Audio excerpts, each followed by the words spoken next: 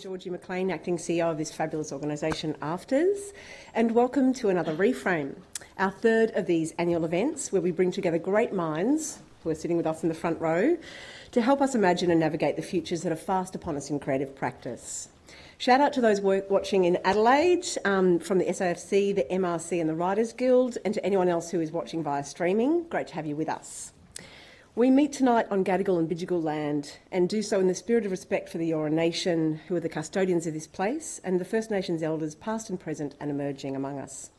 I would like to invite Dr. Peter McKenzie to perform the Welcome to Country tonight.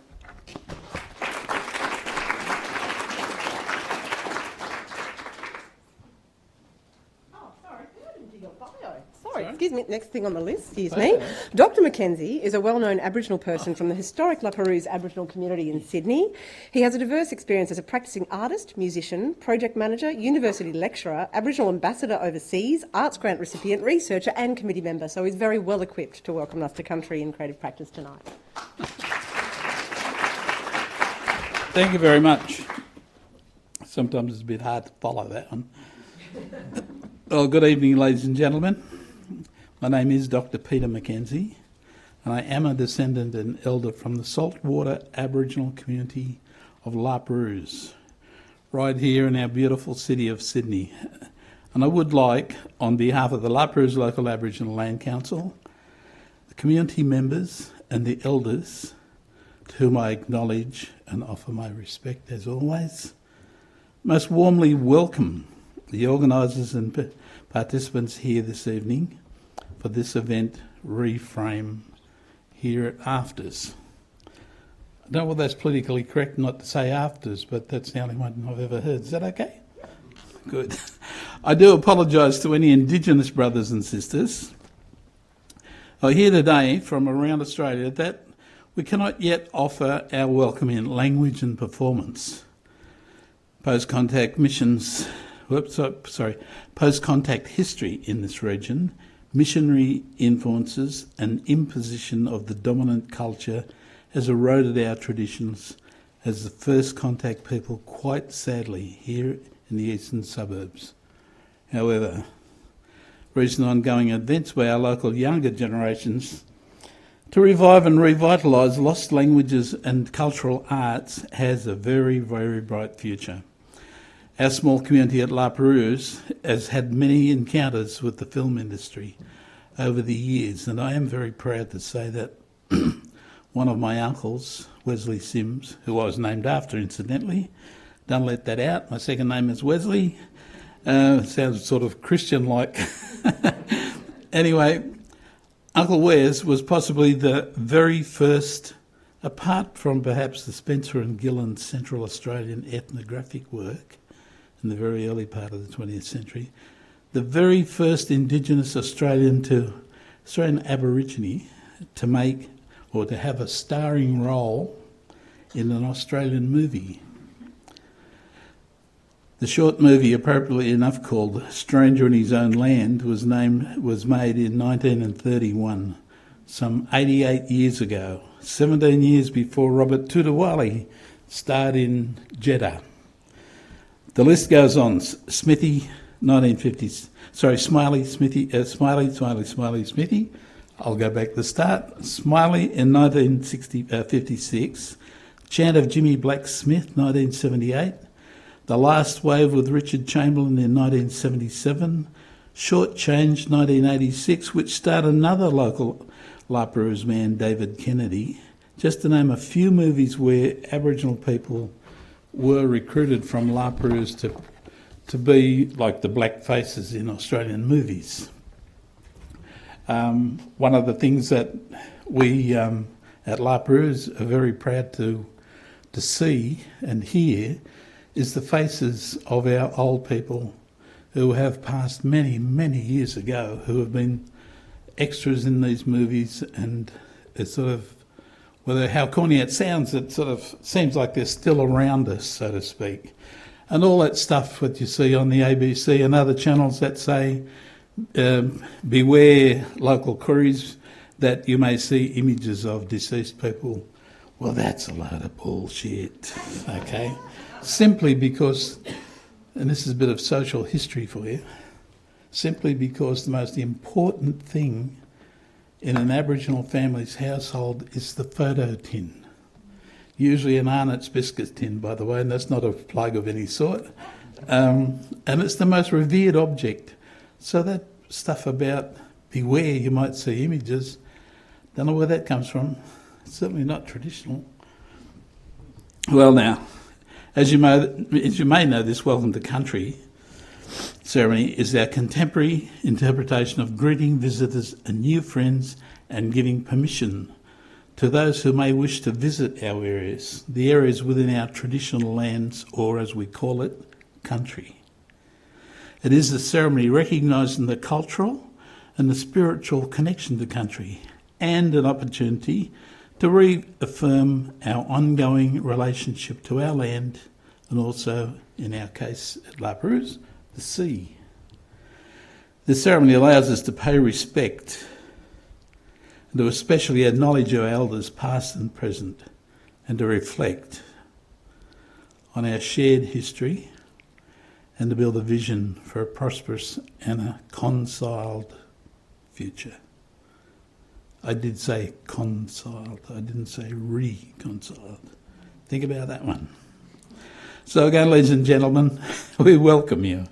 On behalf of the elders and the members of the La Perouse Local Aboriginal Land Council and the traditional custodians of the Gadigal, Kamagal, Maruora Dial people of the eastern suburbs, we wish you a safe passage back to your homes this evening, secure in the knowledge, we hope, that you felt that you were made very welcome in what we Sydney Koris still call our Aboriginal country. Thank you very much.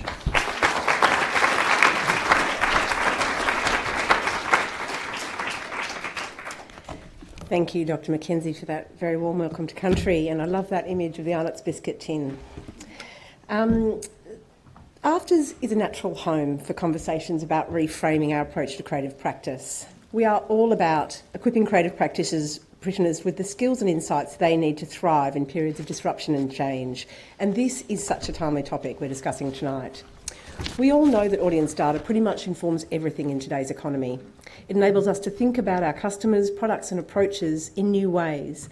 And it allows new forms of human-centred design, which help us to be much smarter about what we make and who it's for.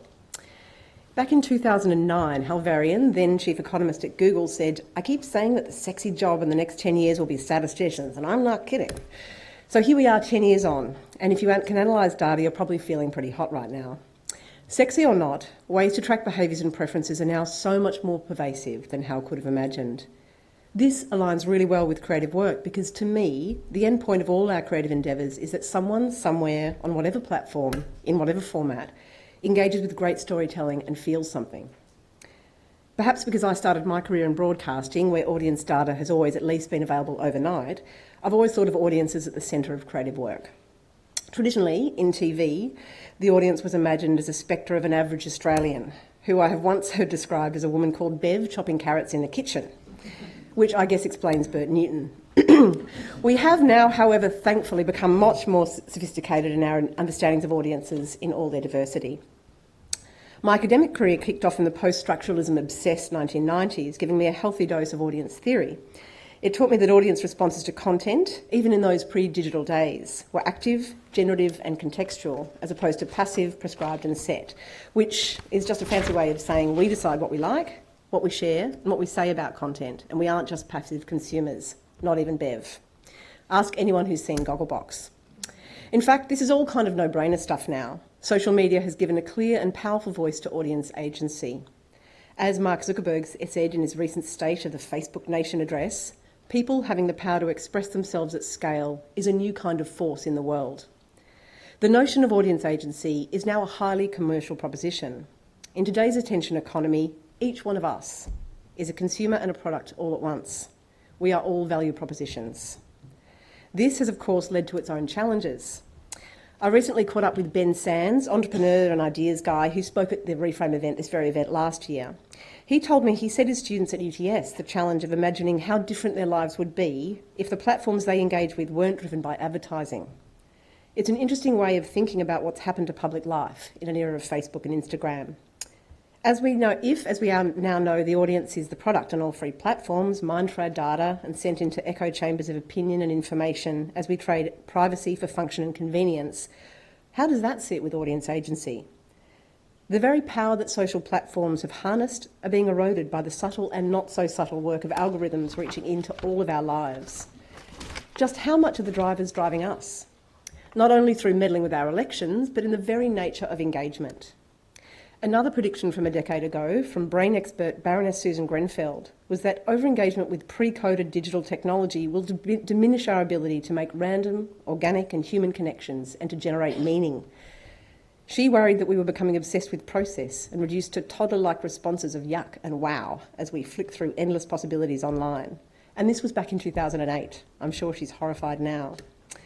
It feels to me that we're 2/3 of the way through some major systemic changes, and it increasingly feels that no one has planned the next step.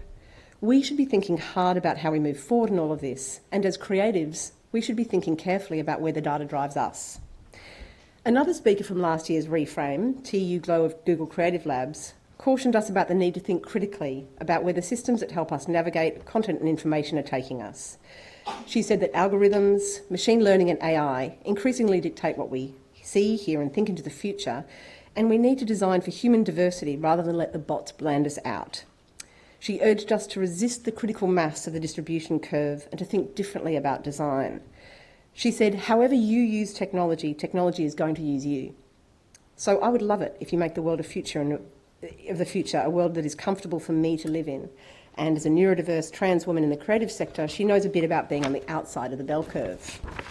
To innovate for a world that allows for human diversity, we need our platforms to enable us to continue to find ideas, information and stories that surprise and challenge us. And creativity may yet give us the answer. It's down to our writers, filmmakers, journalists and storytellers to continue to tell stories that matter, to give meaning, that shine a light on the changes taking place in our society, and to uncover truths both comfortable and uncomfortable. If you've been engaging with AFTRS at all over the last couple of years and even decades, you'll know we're huge ambassadors of creativity. We believe in its potential to help us chart a course into new forms of problem solving, collaborations and a stronger economy. We have drafted a creativity manifesto to help us chart this course.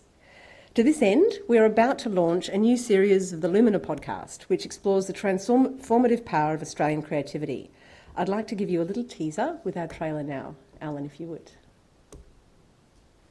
When I think about the economy, I say to myself, gosh, are we setting ourselves up for a really strong future? A future which is going to rapidly and significantly change.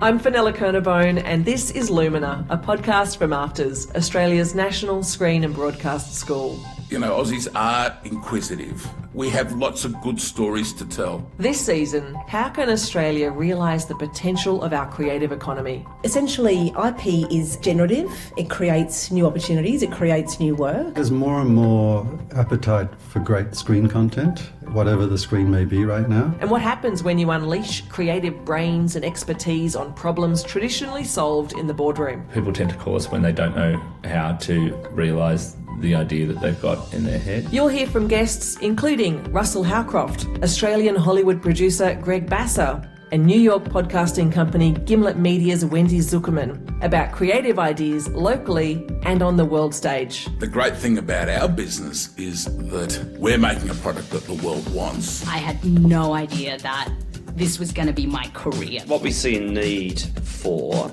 is this cultural shift around getting creativity in all its forms front and centre in Australian culture. Season 2 of Lumina is available soon on Acast, Apple Podcasts, Spotify, or wherever you get your podcasts. The creative world can impact all of us. So that podcast... which also featured the voices of Zara Nalbaldian from Animal Logic just over the fence here, James Boyce, one of our partners in Grumpy Sailor, and a whole range of other creative practitioners, is going to be launched at Screen Forever on the 12th of November, so look out for it. So yes, we believe creativity may yet save us. With new technologies that enable creatives to dive deep into data and to understand more about our audiences, their drivers and their desires to deliver content that activates engagement in exciting new ways, I think we can be both enthusiasts about the possibilities and to enter these conversations thoughtfully. I'm looking forward to some of the thoughtful and energising conversations that could help us navigate and grasp these new opportunities this evening. On that note, I will introduce the first of our big thinkers, who will blow away all of my concerns, I'm sure, the data whisperer, Elisa Choy, who is going to tell us everything we need to know about big data, what it's telling us and what we can learn. Please welcome Elisa.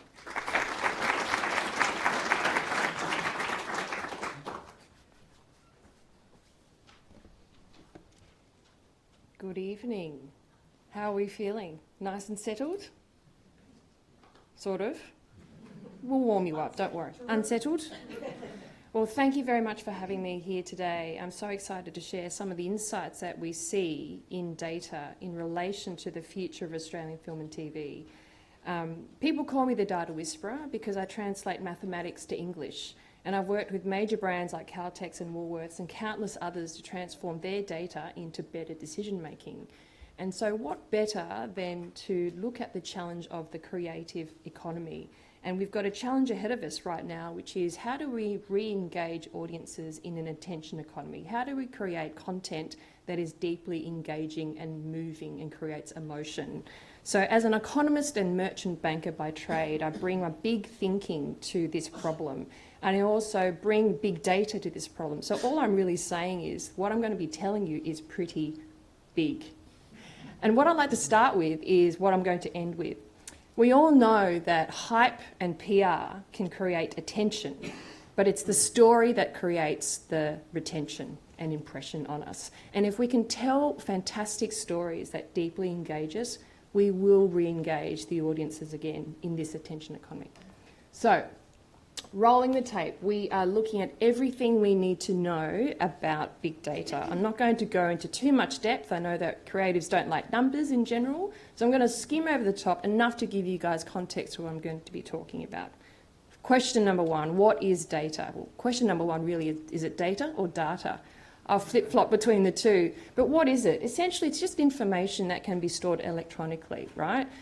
We all know what it is. We've always had it around us. But really, the world of big data just means that there's a lot more of it out there. So in fact, 90% of the world's data has been created in the last 2 years. And that statistic was from last year. So the speed at which data is created is increasing at such a fast pace. And second of all, what does that really mean? It means it's 2.5 quintillions of data every day. And what's a quintillion? Well, it's basically 1 with 18 zeros following it, right? That's a lot. And so to bring it back to something that we can relate to, it's essentially 2.5 billion gigabytes, right, of data. So that's a lot. So the word big data just means a lot of data. So how is all this data generated? See, I've flip-flopped already between data and data. Humans create it, right? So every day we move, live, act, interact, we create this stuff. It's survey ratings, emails, SMSs, selfies, it's likes, shares, reviews, this is just a snippet of stuff that happens every single millisecond around the world. Machines also create data, metadata. Machines log what we're doing, right? So again, this is just a few examples to give you some context, but we're talking about there's a lot of it being generated every single day. And just a bit of humour here. What do we have here? We've got some very attractive selfies here. So behind this is actually a conceptualised view of the number of narcissistic, super attractive selfies uploaded to social media as we speak. It's a lot. I'd hate to see what the picture looks like when we include the non-attractive narcissistic selfies. So my point is that when we look at data, there's also two ways to look at it. There's internal data and external data, right? So most businesses collect in their own systems and processes data, and most of this stuff is like customer data, asset data, financial data, HR data, operations, sales, you get the picture. But there's a lot of the world's data sitting outside you. And you as the dot, the red dot there, you are one part of the universe of bubbles of information out there. That external data includes websites, anything online, social media platforms, Google, news, everything that you can see. So, in fact, that's where the vast majority of this big data that we're talking about sits. And we know a lot about ourselves, right? We know what we know what we don't know, but in this world of looking externally, which is where we're talking about audience data, right? Audiences are all external. We don't know what we don't know. So I'm going to be focusing on external data for the purpose of this discussion. Then how is data stored? Two ways. Sometimes it's stored in a very structured way. You get teams of data scientists and technicians to make things very organised. And think of this as an OCD person's kitchen cabinet. Everything's organised and accurate, nothing's out of date, it's complete and ready to use, it's useful, it's ready for analysis. But in reality, most of the data sits as unstructured. It's a mess. It is unknown, cluttered, disparate. We don't know what's in there. It's abundant, and this needs a lot of preparation. So the world of big data really sits with unstructured data. Data, I did it again. All right, so this is going to now hypnotise you. So stare at the screen just for a little bit. What do we do with big data? What do we do with data? Well, we analyse it, and there's a body of work called analytics, which you would have heard of.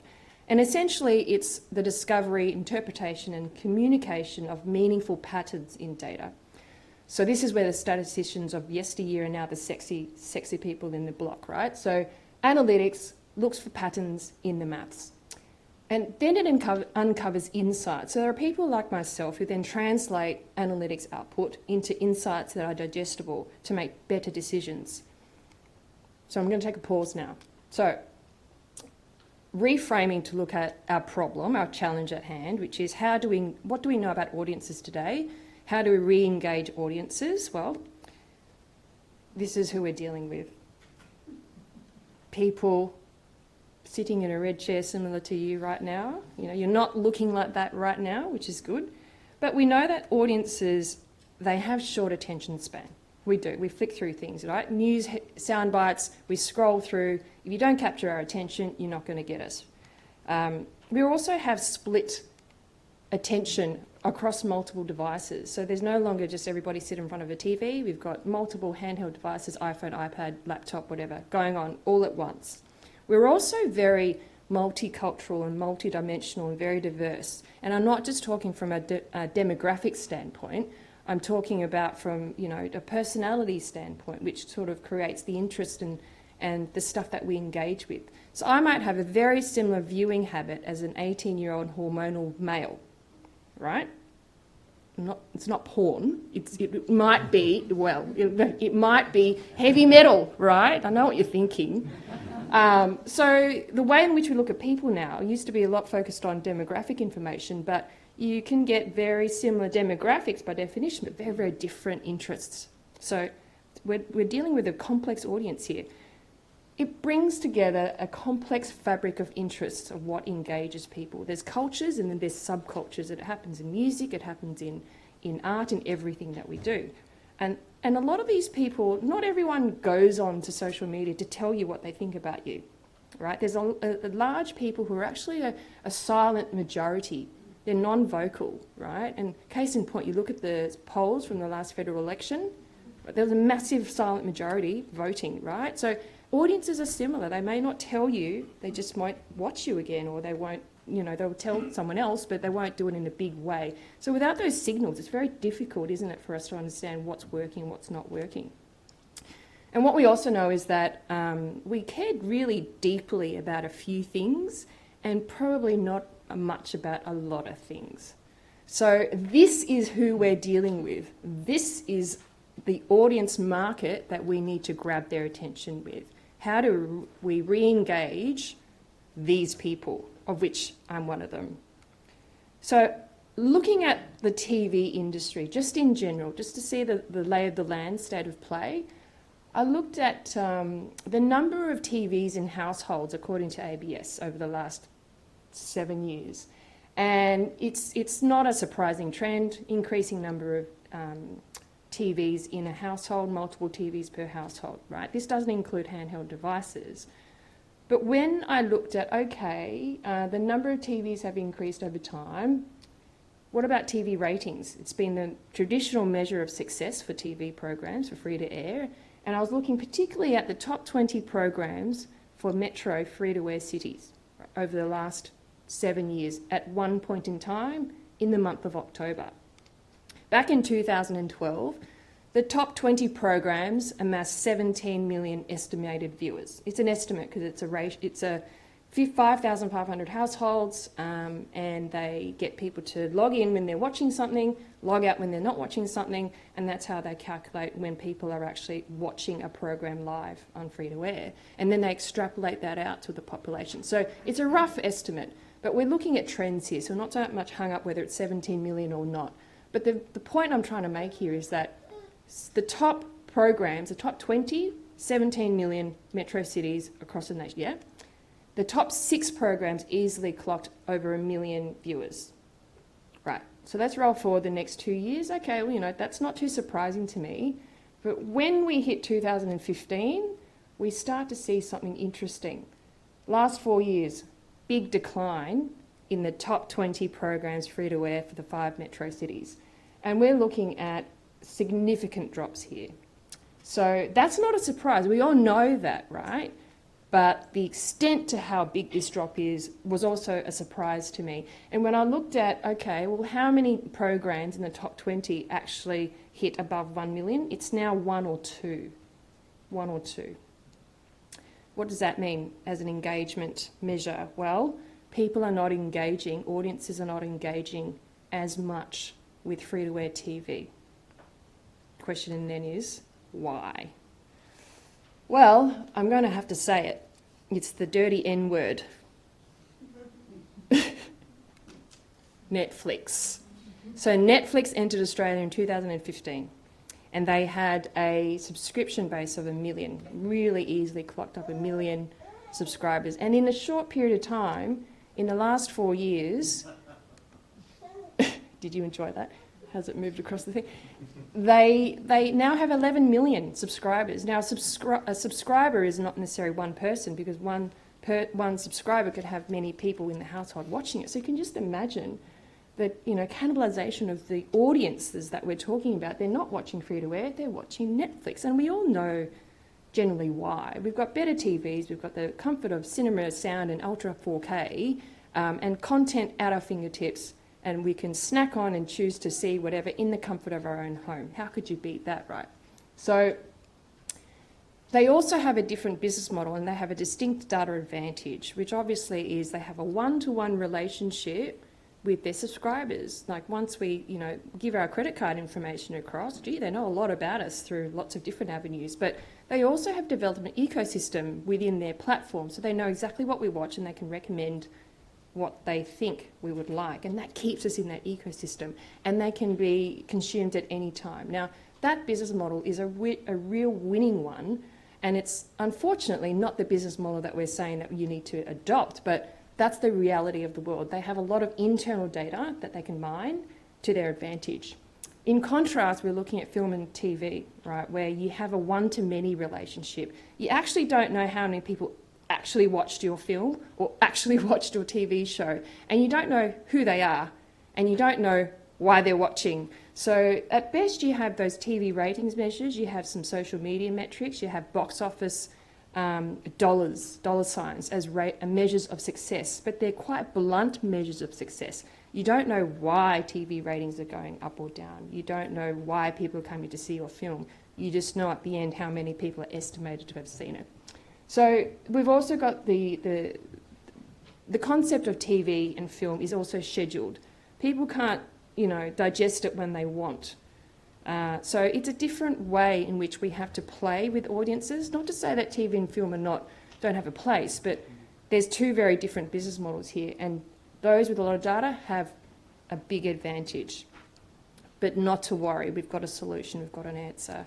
So when presented with this industry challenge, which is we want audiences to be engaged with film and TV again, how do we look at this so that we continue to have a thriving and profitable creative industry? So there's no shortage of creative talent in Australia at all, and there's no shortage of demand for great content as audiences at all. Right, so it's a case of how do we solve this problem?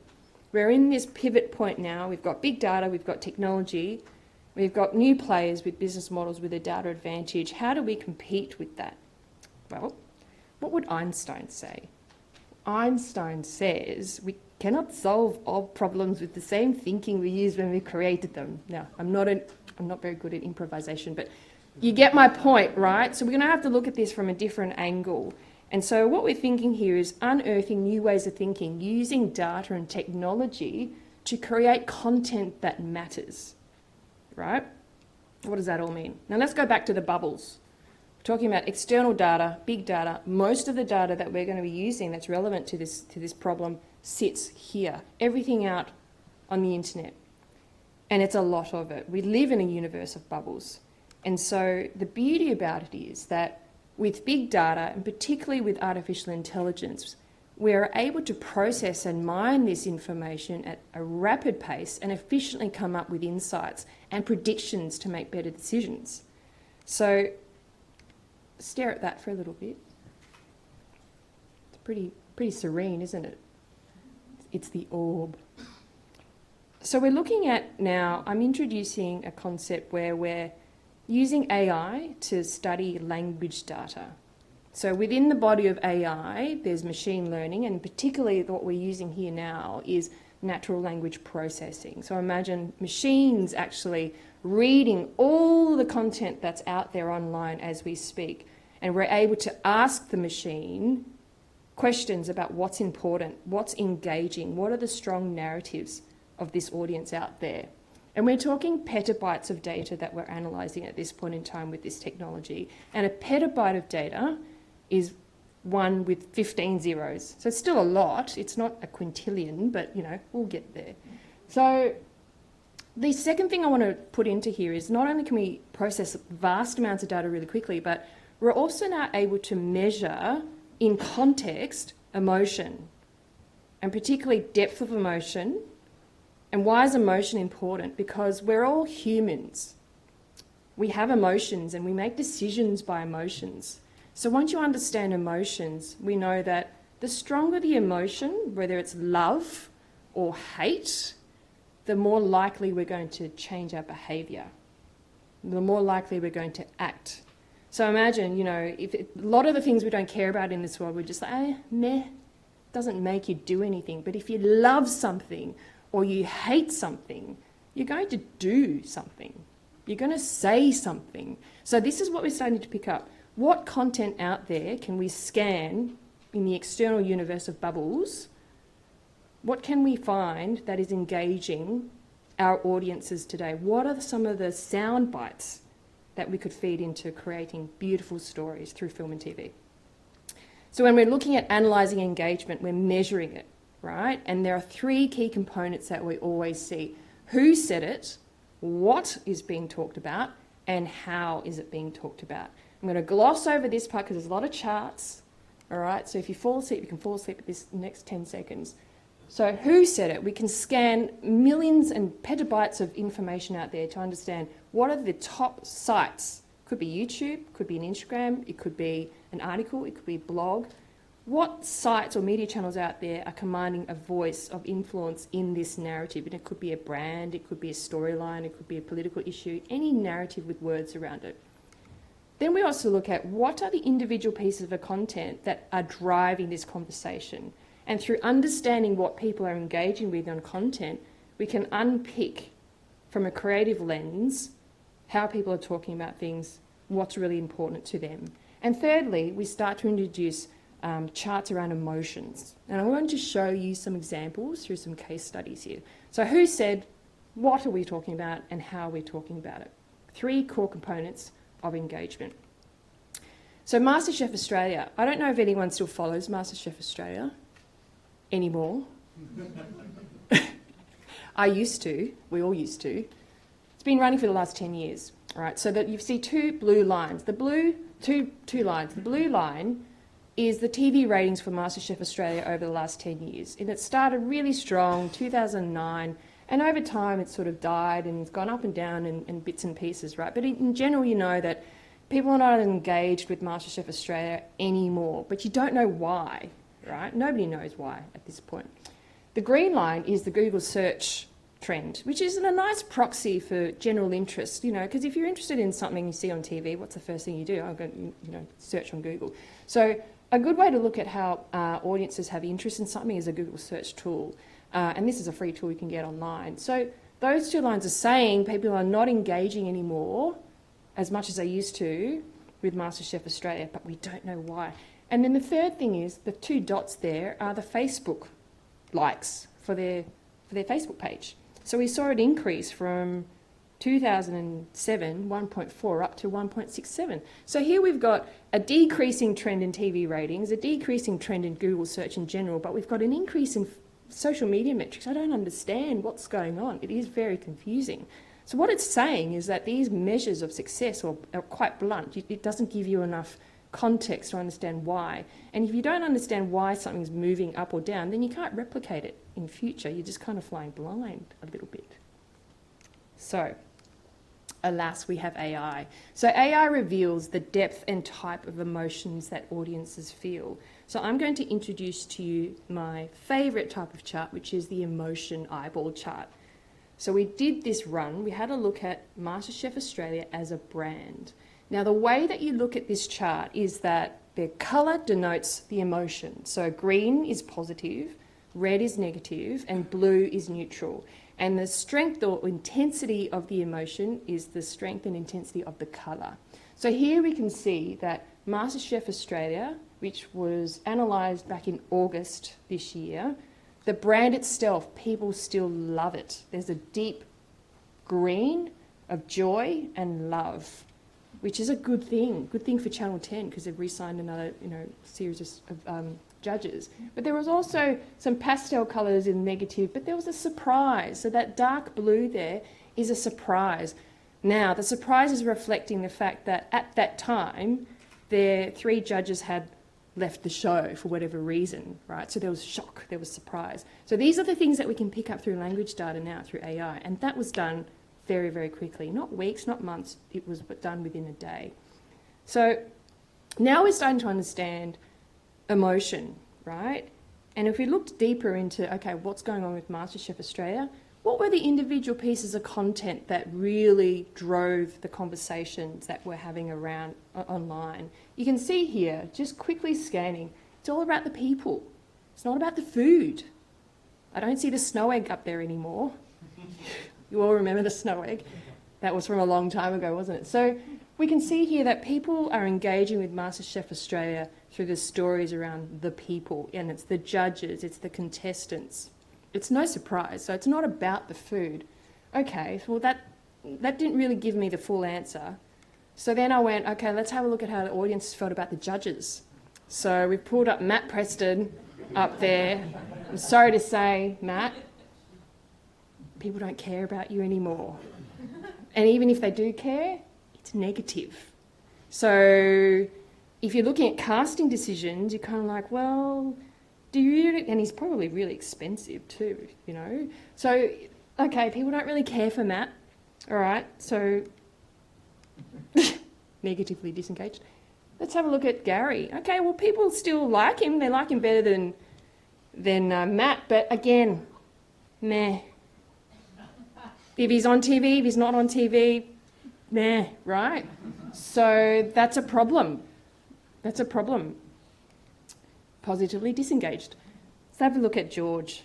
George, my friend. So we see a lot of deep emotions coming through. We see a lot of sadness, sorrow.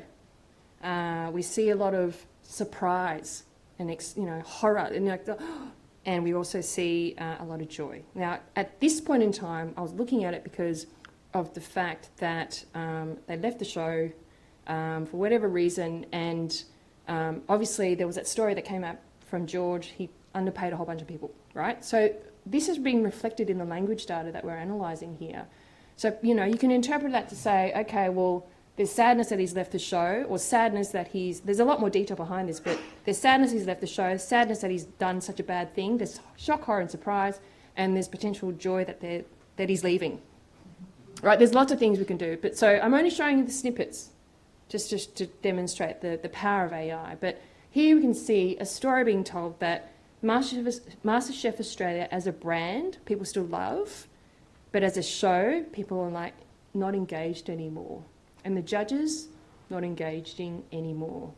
So, okay. Are we okay with that so far? So far, yeah? Haven't lost anyone yet? Yet? Intense negative. Okay.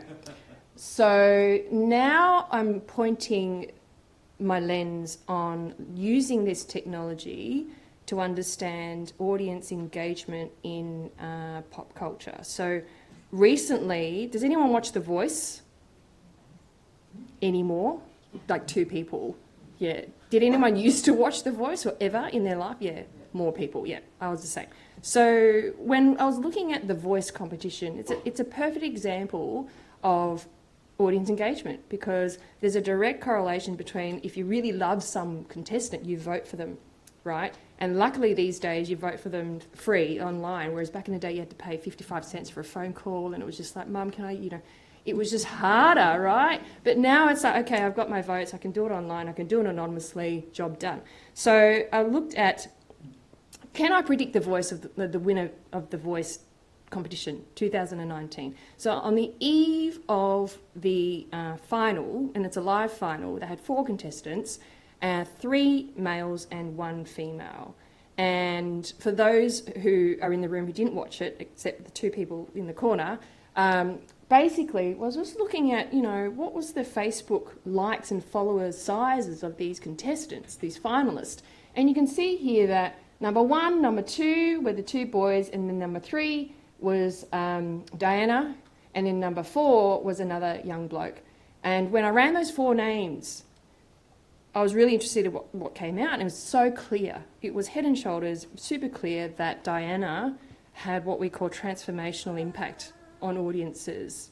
So that, to me, was a strong signal that the audience really love her. So if I showed you the emotion eyeball chart, it was all green. It was beautiful. It's like a work of art.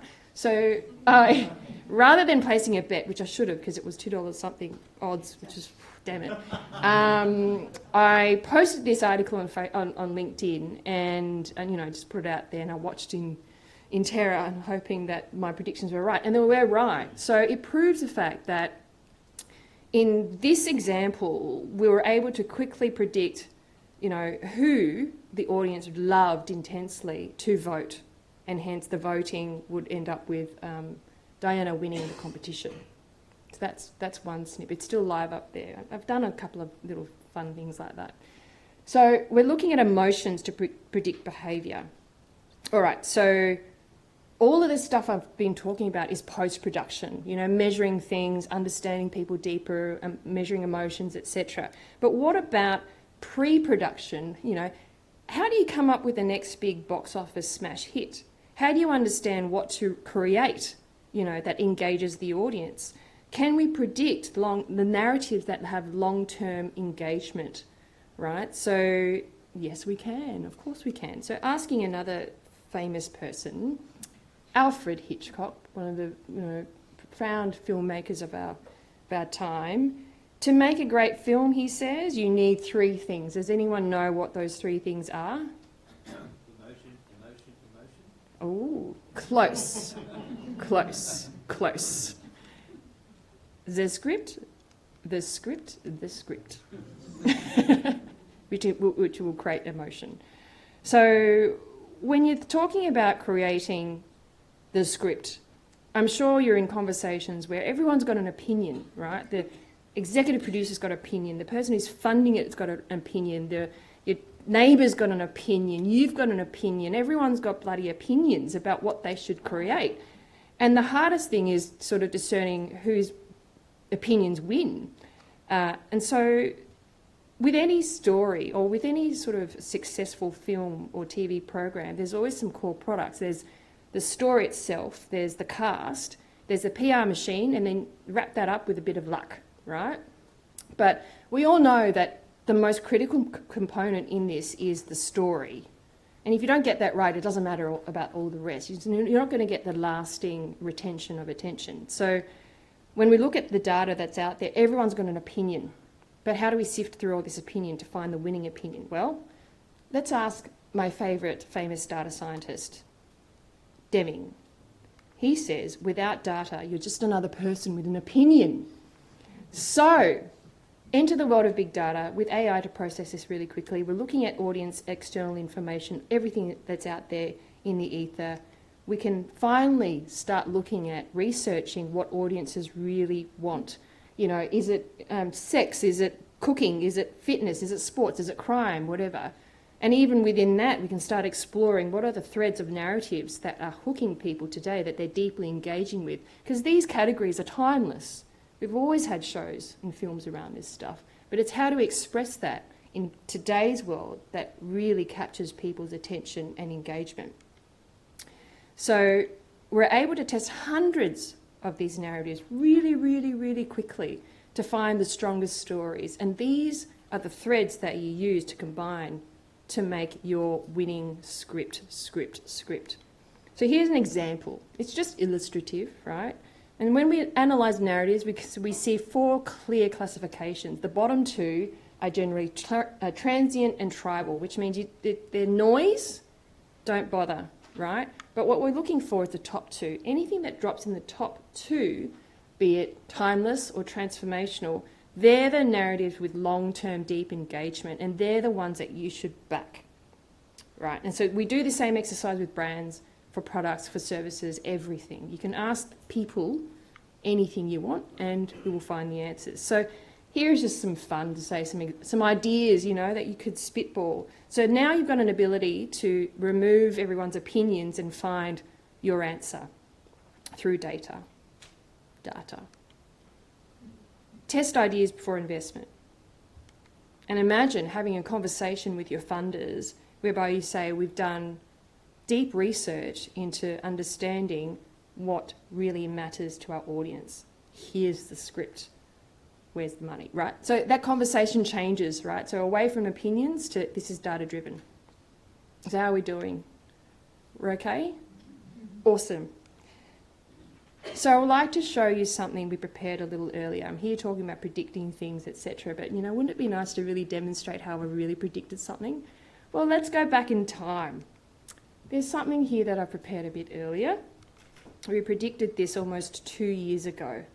So, back in January 2018, if you remember what you were doing, I don't remember what I was doing, but we did a study where we were working with a non-government organisation, and they wanted to inform, be a thought leader around climate change. They wanted to know what they should talk about, how do they inform policy, and back then, climate change was a word, as with any other words, but there's a lot of stuff around climate change to talk about, right? Hundreds and hundreds of things that you could potentially talk about. So we use this exercise to understand, okay, what are the narratives within climate change that have predicted long-term engagement? So we ran this exercise and we used AI And what you see here is the 4 quadrants again, with 100 narratives analysed. So the bottom left is the transient stuff, it's the noise, just remove your view on that. Don't bother talking about that stuff. What we're really interested in is the stuff of here, timeless and transformational. And to highlight the 2 or 3 things that came in as timeless, we had Energy Storage Australia, we had electric vehicles, and we also had sustainable future. So 2 years ago, that was a way for us to declutter the noise and say focus on these 3 things. Now we roll forward time, we're here in 2019, and we look at it and go, oh yeah, that makes sense, right? But back then you didn't know that. Did you? No. So we also had 2 things that popped out that was transformational. They're the things that have long-term deep engagement, but also have a level of momentum. They are there to change the world. Now, the things that we see in transformational quadrant, Greta Thunberg would be up there right now. There would be Trump, he's up there. They're changing the world. You can have a positive and negative impact on the world and still be transformational. So transformational things are the stuff that's really going to stick. They're the things that only 2% of all narratives we ever test sit in that quadrant. So it's like finding gold. Okay, so that was back in January 2018. Roll forward the clock to March 2019, just earlier this year. What do we have? A blurred vision of tens of thousands of school children striking for climate change, getting out of school and protesting for climate change. Now, I failed to actually explain what the 2 transformational things were. My apologies. The 2 transformational things were around Generation Yes, which was a campaign, which was a very successful campaign, a grassroots campaign that was aimed at school children across the country to talk about climate change and what it meant to them. That was the missing link, damn it. That's why you didn't get it. So the school children got involved in this Generation Yes campaign, and it was a very transformational campaign.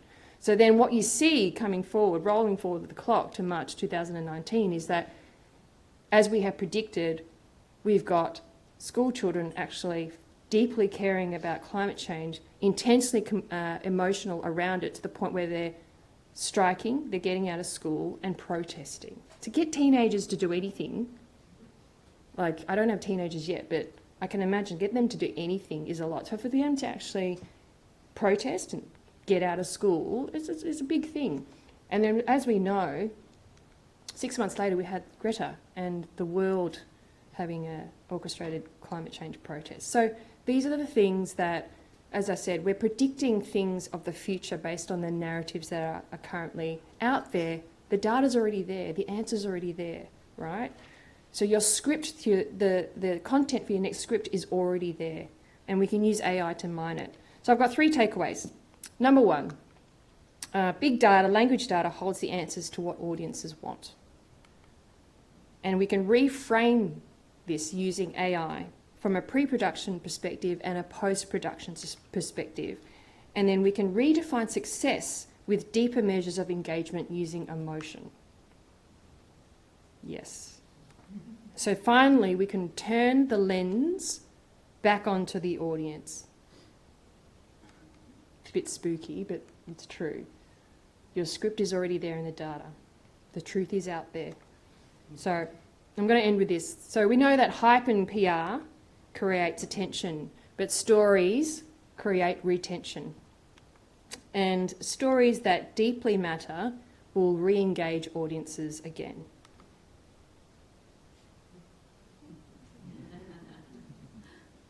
And that is it, and that is a wrap. So thank you very, very much.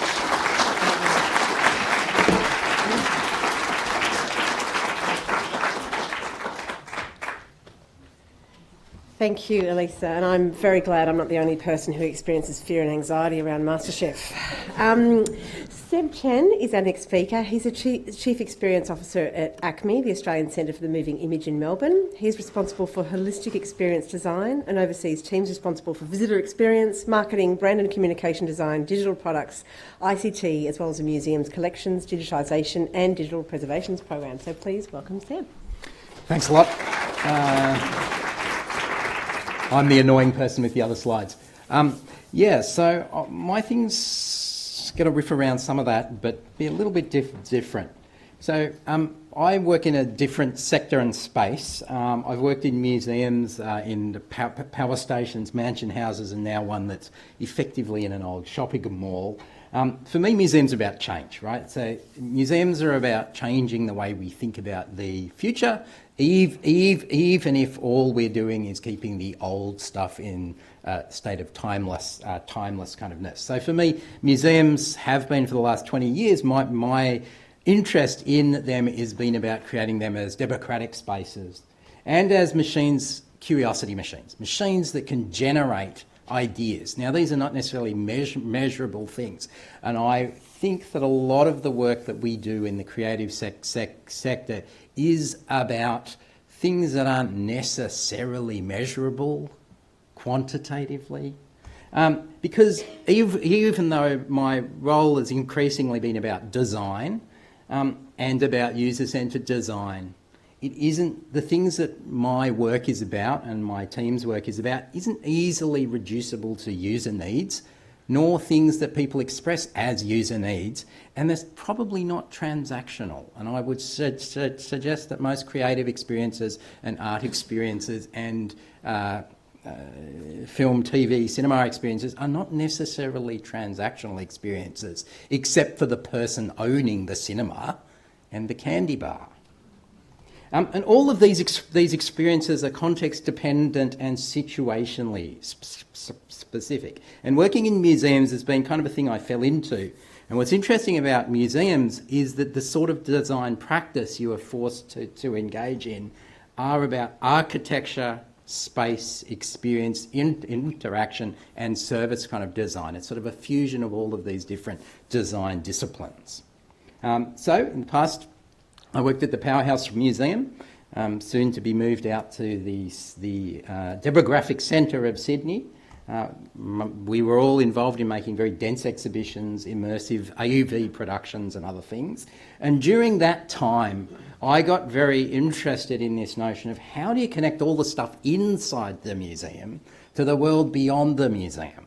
Because in fact, the museum shouldn't be this box from which the world enters. It should be put back into the world. So in the very early days of AR, we worked with a local firm called Mob when the first iPhone arrived, and we took some of the photos that were of old Sydney, and we worked with Mob to make one of the first AR apps in a museum that pulled them up on your phone. So this is 10 kind of years ago, and it feels kind of hokey now, but that sort of notion of getting the museum's collection out in kind of to the world, decontextualising or recontextualising this content was super important. 2011, I made the move to New York to work for the Cooper Hewitt, the Smithsonian's designed museum in New York that was going through a complete reimagining. This is Carnegie's old mansion house.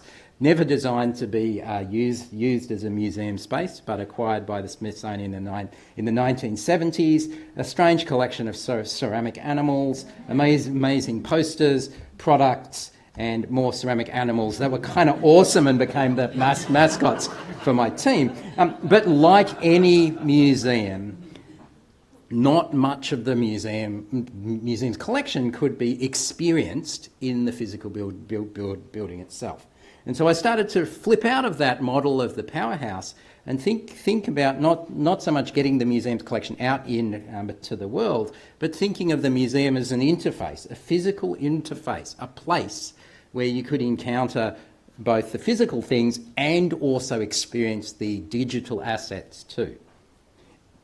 And we worked through this notion as a team about if in the future, and this happened during my time there, the entire collection was digitised, how would you design a building for an entirely digitised collection? So in the film world, you might say, what is a cinema for Netflix? What is an auditorium for Spotify?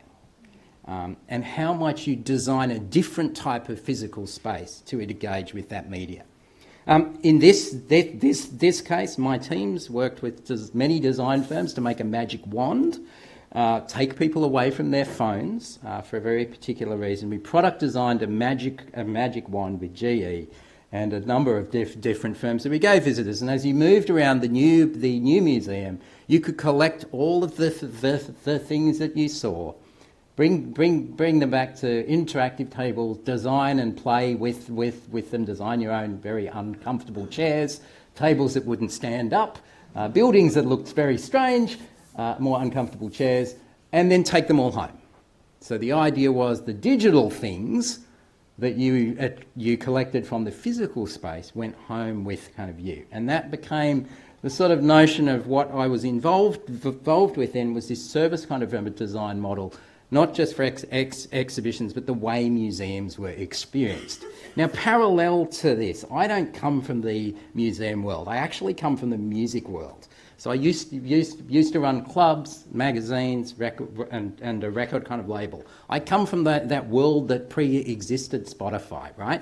But I also put on things that were experience design. These were utopian places that were privileged and exclusionary, but were these places where things happened that were able to be designed around, but the magic was the people and the experience that existed for a small moment. And I've taken that now to where I am now in Melbourne. And what's interesting here, as working in the National Museum of Film, TV, Video Games, we're actually the museum of the post-mobile age. So all of the stuff that we have and you can access in our building, you can probably more comfortably watch and play on your couch. So what would a building be like that might change your mind about the things you might want to watch when you get home to your couch? So we're going through a big redesign. I'll just skip through these. We'll open in about 8 months' time. New permanent galleries, first kind of nation stories right at the heart of it. New commissions, and even in the commissions that we've been doing in the last four years with Katrina Sedgwick as our CEO, we've been really pushing back in kind of to supporting the creation of new materials, new stories in new kind of mediums, and things that work both experientially and both single channel, multi-channel, and interactive works.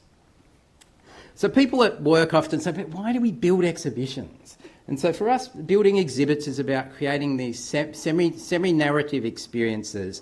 People don't follow a museum in a linear path. And one of the big challenges for exhibit designers who come from other spaces is they think museum exhibits are telling a linear story, and of course they aren't. And in fact, the outcome of seeing a great exhibition isn't that you know things, it's you're inspired to explore them further. It's not an end kind of to end.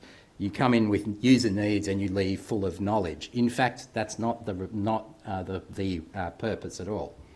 Why interactive experiences? Well, we think in museum spaces, what's very interesting about them is they're places for this intergenerational social learning.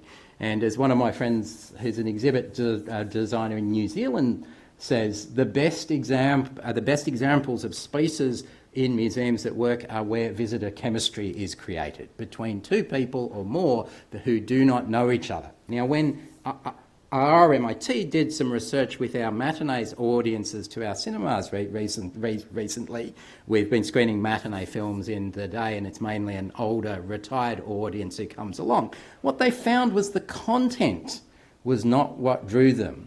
It was the social connection that kind of drew them. And in fact, it pointed to a deep kind of loneliness in their lives. The success of those matinee sessions isn't that we sell tickets to them, but that people feel socially connected when they come.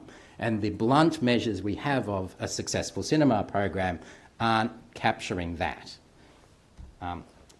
Why immersive experiences? One of the things, and this is one of the things I'll get to a little bit later in the museum world, for my work, it's about creating a distinction between the outside world and the world of the museum itself. And what I like to say, and this comes from video games too, is that in fact the museum should be a space that creates a magic circle where visitors attain superpowers to do things they can't otherwise do. The pen is an example of that. In the museum space, much like with media, the currency is time. We're working with time to watch, time to play, time to experience, and we need to value that time and multiply the return on the gift of time. And I think for media makers, this is important. If someone sits kind of down to watch your show, maybe it's a 12-hour scripted drama, that is 12 hours of their kind of life they are giving you. What is the return that they get from that?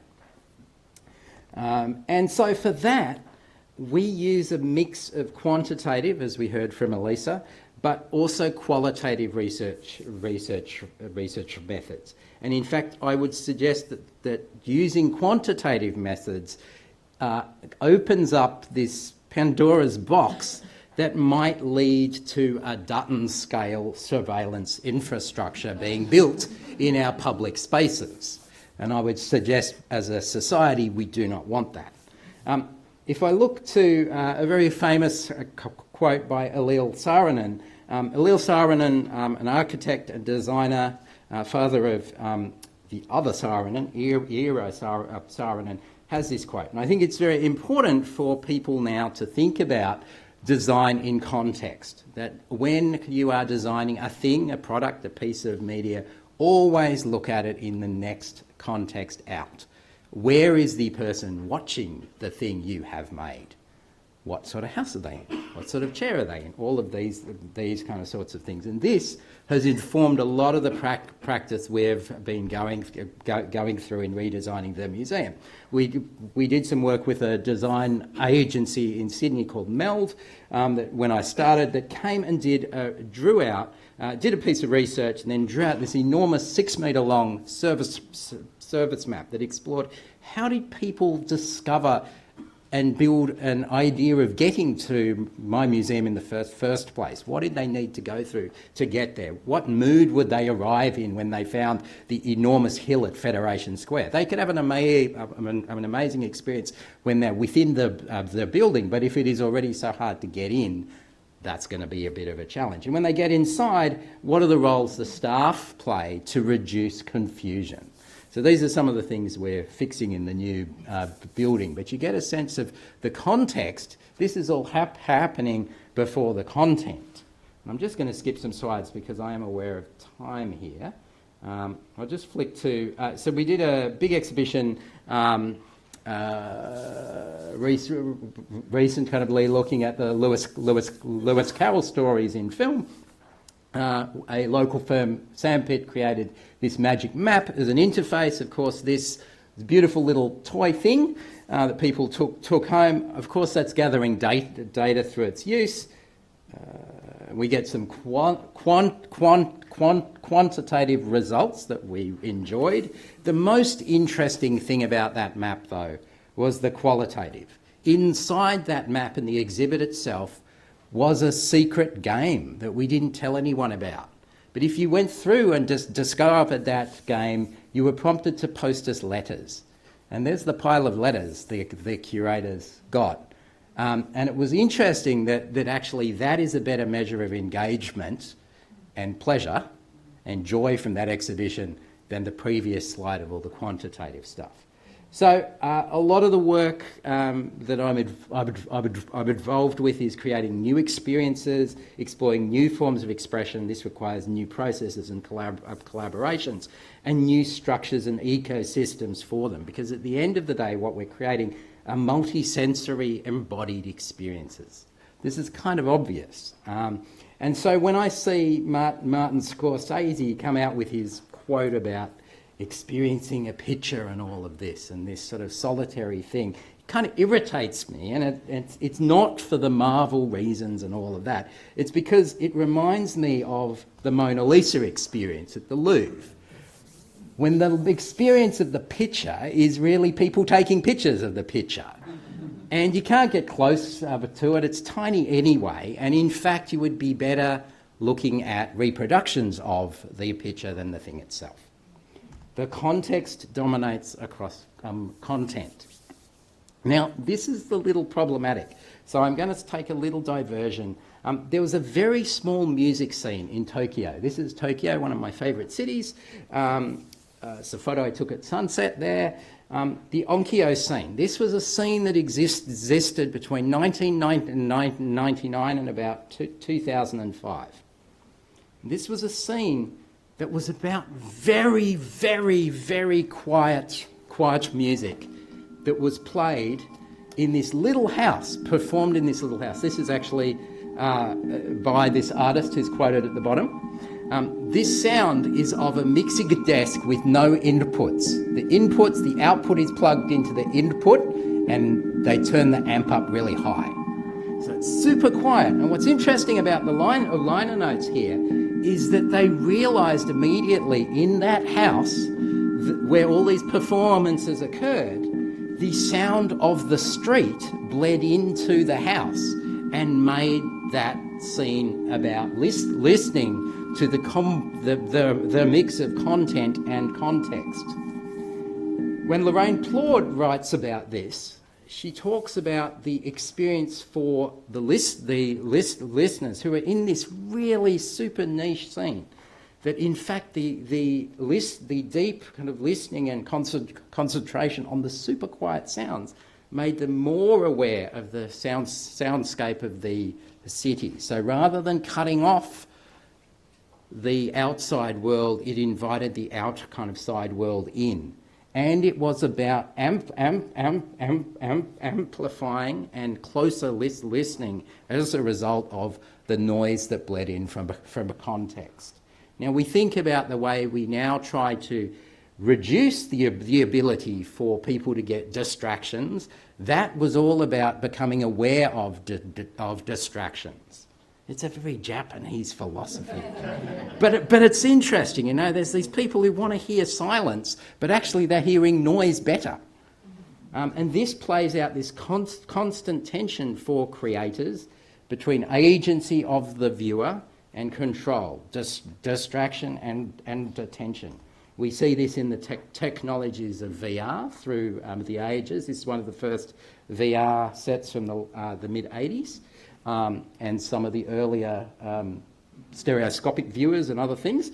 And we see this also, that even within these fully immersive experiences, we're seeing VR shift to room scale VR. We're trying to bombard our audiences with all this stuff, but we're missing the ability to listen and watch closer.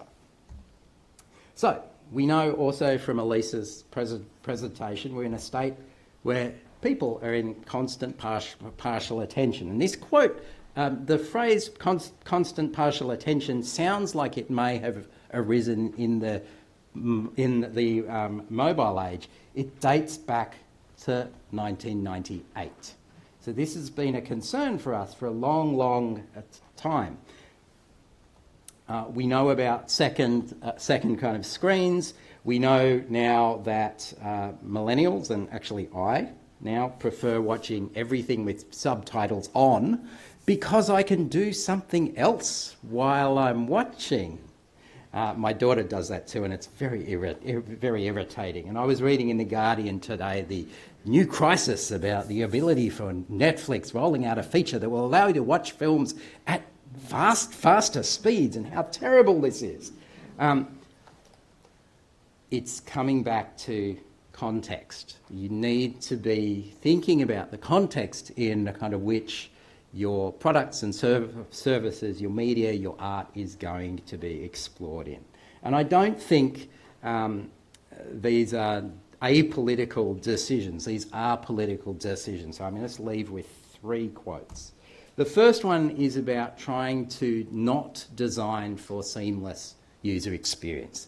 Seamlessness hides a politics that is very controlling and authoritarian. And Tim kind of Sherritt is a digital humanities professor, and he quotes Mitchell Whitelaw from ANU, Seamfulness, the awareness of seams, the ability to identify seams is a very important political position to be in. This is also what allows people to hack things and remix and do other things. Seamfulness is important. Also, we were just hearing about AI. Kate Crawford and Vladen Jolla got a lot of press for their Anatomy of AI project. We must remember that all that data processing and convenience is fueled by the extraction of non-renewable resources, labour and data. And finally, the best examples of controlled, designed environments for user engagement are casinos. And this is from Natasha Schull's book, Addiction by Design, that looks at Las Vegas casinos. Designers seek another means for lengthening gambling sessions and work by creating a close fit between the player's body and the body of the machine. Thank you.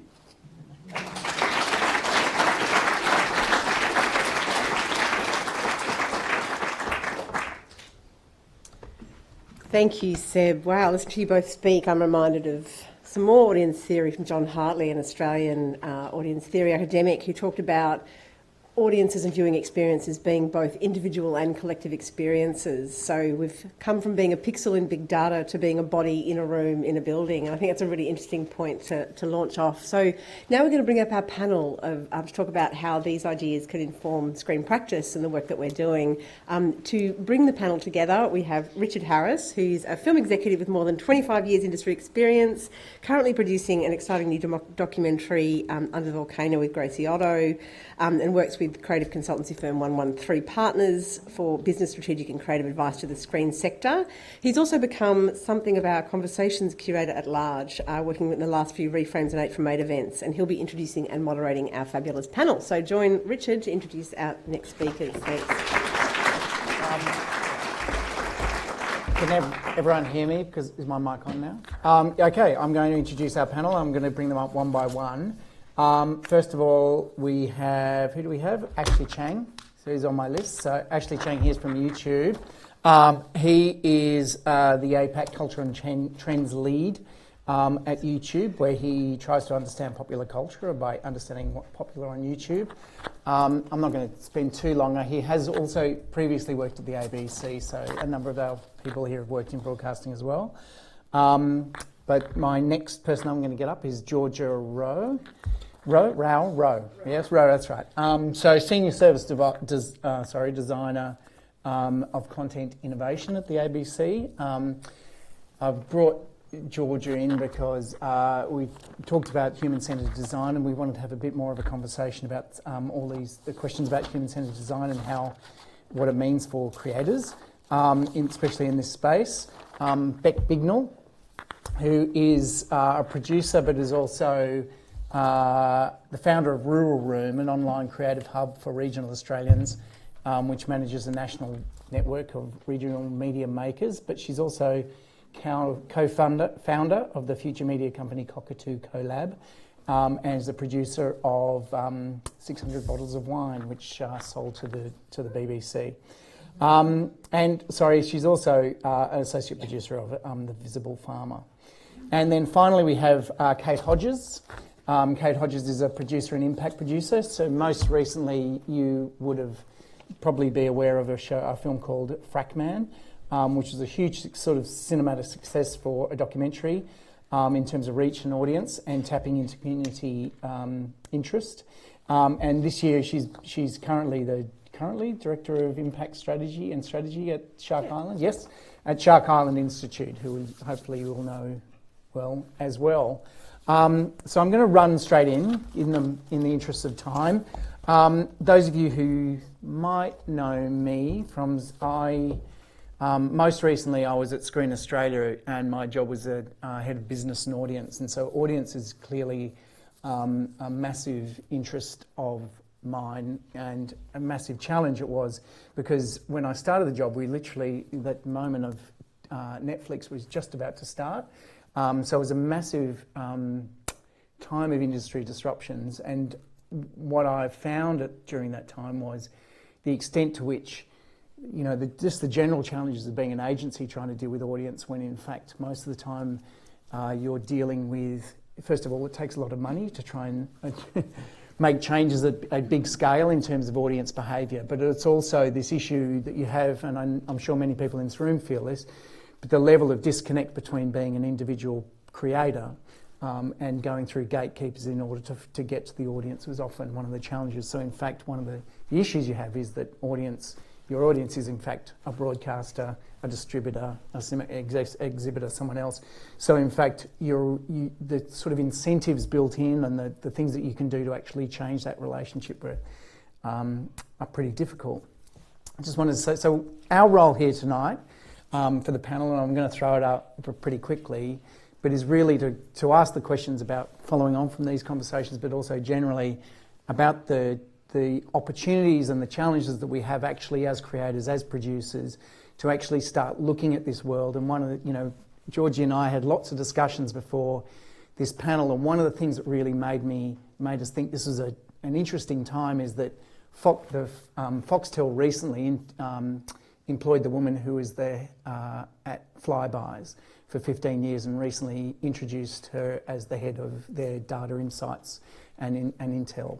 And data intel. So it spoke to me and made us sort of think about this panel to go, there is actually something changing here. We need, as filmmaking community, as producers and so on, we need to start not pretending this data world's going to go away. We need to start thinking about it and actually start thinking about the opportunities that come from this great world. So I'm hoping we get, if not all the information you want, but certainly what Seb talked about in terms of the curiosity that will let you outside this panel to go away and start thinking about your practice. So that's enough about me for the moment. I'm going to throw it open very, very openly in terms of just general responses from people on the panel to, and maybe I'm going to throw, you're sitting right next to me first. So I didn't want to sit. Yeah, that's right, exactly. Your first name starts with A, so it's your problem. But I just wanted to get some of your responses to some of the key issues that were raised in the keynotes. Yeah, so I think I've a unique point of view because I came from broadcasting, actually, colleagues of these two lovely ladies here. So I understand what it is from the broadcaster commissioning side. Now working at Google and at YouTube's very much user focused, and I think there is, the user is at the center of everything. And I would argue that Netflix is, for example, is as much a tech company as it is an entertainment company, and it sees kind of benefits for both of those arms of that company by combining those two things. But I think this culture and this ecosystem in general, regardless of whether you can game systems, and I think that kind of behaviour is decreasing less and less. The constant is, as both these guys talked about, is good storytelling wins always at the end. Yeah. Any other takeaways from what we've heard from the current keynotes before I jump in? I mean, look, I guess, I feel like I come from a very grassroots, it's a very niche experience. It's social issue documentaries for theatrical release. And I guess in response to Elise, when you were talking about, how to go and find what's going to resonate with people, I feel as though documentary makers on a whole do that instinctively and intuitively. They know a compelling character and a great story, and that's what, to spend 4 or 5 years of your life pursuing a story as a documentary maker, you have to really feel engaged by it yourself. So, yeah, I'm just interested to know, I guess, from Elise, does it work in reverse? My question to you, and one of the challenges and it's an interesting part of this whole panel actually, one of the challenges I always found, in fact, talking to filmmakers and other people about the digital world that's coming and all the great tools and technologies that are there, is a lot of the focus was actually at the end. So it was all about how do we actually use Facebook to promote stuff? How do we use all of these things? I've had this brilliant idea, or I found this brilliant subject matter, or whatever it is, and how do I use that? And one of the great things they've obviously had is the impact work. That's one of the probably one of the greatest things that's come out of the digital tools and using it in really smart ways. But I am interested in the extent to which we can use data to actually tap into things that are in the zeitgeist, or tap into things that are causing conversations, because the question really becomes one of how can we use these things can we use these tools, can we use these techniques or whatever to actually start saying, what are the conversations out there? What do people actually care about? One of the things that your job is to kind of be a cultural trend. What's the term? Culture and trends. Culture and trends. I mean, the whole issue of culture and trends, being able to track those and sort of go, what is really touching the point now? The thing that is touching something now is this really hot thing. And so my sense is one of the challenges we have is that, in fact, as an industry, we have responded to kind of gut instinct. And there is some level at which gut instinct takes us, of course. But we might find a character that we find great and we think everyone will love, or will find the same resonance, but it's not always necessarily the case. So in terms of your cultural trend spotting, what does that mean? Taking the ABC as an example, I think it's probably fair to say that news, for example, compared to television, is very heavily reliant on data and very responsive to data. YouTube is interesting because, as we touched on, like the amount of data that is actually available is quite head spinning actually. So it's not just who watched this, how long did they watch it for, but it's all that metadata. It's where did they watch it, what device did they watch it on, even what operating system is their phone. So having more of that context around not just what people are watching, but why they're watching is super important, I think, because the value prop, that exchange, this transactional nature of consuming content, it's attention and time is such a valuable commodity. We have to be really clear about what the value proposition of your content is to an audience, and it actually might surprise you.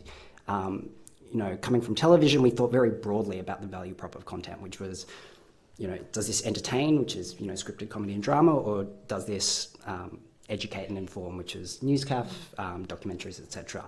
But there's an entire spectrum of value propositions that content offer people, and we're only just beginning to understand that. And there's a lot of research around emotion, this idea that people use content now to as a form of emotional regulation. So this idea that watching content, specific pieces of content, could be considered a legitimate form of self-care, for example. Therapy. Yes, therapy, exactly. That the value prop, is far, far more complex and far more human than does this educate or does this entertain. People can be inspired, they can be more connected to themselves, they can be more connected to others. And data can actually help you understand the why, because the what is relatively blunt and doesn't really, doesn't explain, it doesn't provide reasoning for, what is binary, someone watched or they didn't watch. Beck, do you want to jump in? Yeah, I think it's really an interesting and very exciting time. I see a lot of opportunity in what we've got. For us as emerging filmmakers, we use what's available to us, say through Facebook or the data. Like obviously we don't have back ends of data that we can look at, but I just see it as, like Seb said, an exercise in listening. And I think as a filmmaker, very much listening and having a look at what is available. So for 600 bottles of wine, we found a community through transmedia, through a blog that existed, and then we kind of listened to what was happening in that world and sort of moved that over into production. So when we were able to sell that to BBC, that was quite interesting because we didn't have any big name actors. We didn't really have a lot in the way of credits and things like that. But what we were able to show was that this community existed in this world, And then a little bit the same, there was a lot of audience experience. We made it a short form because the behaviours of our woman in that world was appropriate to have them on a commuter journey watching that content in short, sharp moments or on a flight. Like, we actually sold a lot within the transport space, and a lot of publicity in the UK picked up on it being the perfect thing to watch in the tube. So for us, it was combining all those things with the creative element, but it wasn't kind of cutting off the nose to spite the face. It was bringing all those things in. And I think as emerging filmmakers, we're really lucky because we can establish or corroborate the need for stuff like these stories. And when you're first going in to get funding or things like that, that can be quite a difficult thing to do. There's a lot of examples where you can actually draw from what exists without going even, just at a starting level. Yeah. Georgia, do you want to throw in before I... Yeah. Yes? Look, I think the interesting thing is the combining the qual and the quant, as Seb was suggesting, and looking at the roles of those in pre and post production. So the benefit that qual has and can provide to creative people is that you can test anything at any time through the content lifecycle. So if you think about your editorial process, you go through planning, creation, commissioning, production, distribution, and then you've got post-analysis. You can be engaging with audience through all of these stages in really, really light touch ways, through contextual research, as Seb mentioned, in the museum, or as the ABC is doing at the moment, looking at how media is used in people's homes. So doing contextual inquiries in the home, observing people how in their day-to-day life, doing their day-to-day tasks. So what we can do as designers and content makers is really collaborate and find those really key points to get feedback and make sure that that feedback is actually taken into the creative process and that we're acting on that. And that can be done through really light touch things like concept testing, for example. We don't need to be necessarily making pilots to get feedback from audience. It can simply be through a conversation, simply explaining what a value proposition is and getting feedback from them. I think it's important too, because sometimes when you talk to creatives about tech or data or things like that, they get very uncomfortable because they feel like that removes from the integrity of creativity or what has been the status quo. But the reality is linear was pretty homogenous in terms of what communities of audiences had access to. So the internet democratised that, and suddenly niche audiences that had no opportunity to see themselves on a screen because the industry was dominated by a particular type of person had access to see themselves in that world. And certainly for us regional Australians, there's a lot of people on the fringe who are incredible content makers or have amazing stories. They're not going to be able to have the same opportunities as people from the cities because they just don't have access to those resources. This has opened up a plethora of opportunity for them. Yeah, my first question, which I was going to ask before, which is, do you think really for most of the 70 years that our industry has sort of been around, if you count television and so on, we've been kind of crap at looking at engaging with audiences? I mean, it's been, because, I certainly think it, but, in terms of the way we've actually engaged, there's been the mass media approach, which is, the way it's been and expensive and all of those other elements has meant that, in fact, it's led to a kind of laziness or if not, or maybe unsophistication about the way we think about actual people watching our stuff. Yeah, I guess we've always thought of audiences as being passive. And I guess, the outreach work that we're doing with social issue documentaries is about not just, reaching a broad audience, but really engaging an audience in a very specific way with a focused outcome in mind. And I think for us and a lot of the films we've worked with through the Good Pitch initiative in Australia, it's the quality of the audience. And for some films that might be, one person with influence that can make a change around that particular issue. Yeah. I think for the filmmaker, it depends what outcomes you want from the film beyond just, reaching eyeballs, and it's about engagement.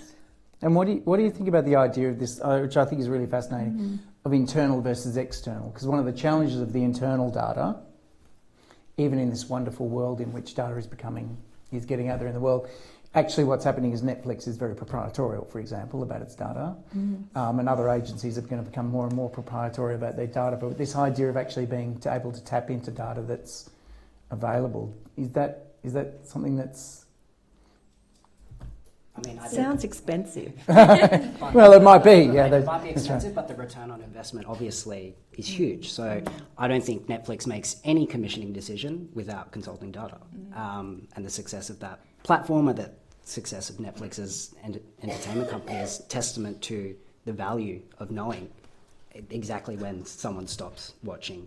Not just the second they stop watching an episode, but the episode they stop watching a series. Like, that information is important. I think getting back to your question before about television in general, if you look at distribution and attention in the heyday of television, distribution was scarce and attention was abundant. We now live in a world where distribution is abundant and attention is scarce. So what happens when... So the world has flipped. The world has completely flipped. So what happens when you go from a system that rewards mass appeal, which is a byproduct of limited distribution. When you have limited distribution, you have to appeal to as many people as possible. That's right. When you have unfettered distribution, so YouTube, for example, has over 2 billion global active users, it allows for the niche to become mainstream. It allows for fringe voices. It allows for fringe, like diversity in every possible permutation. So not just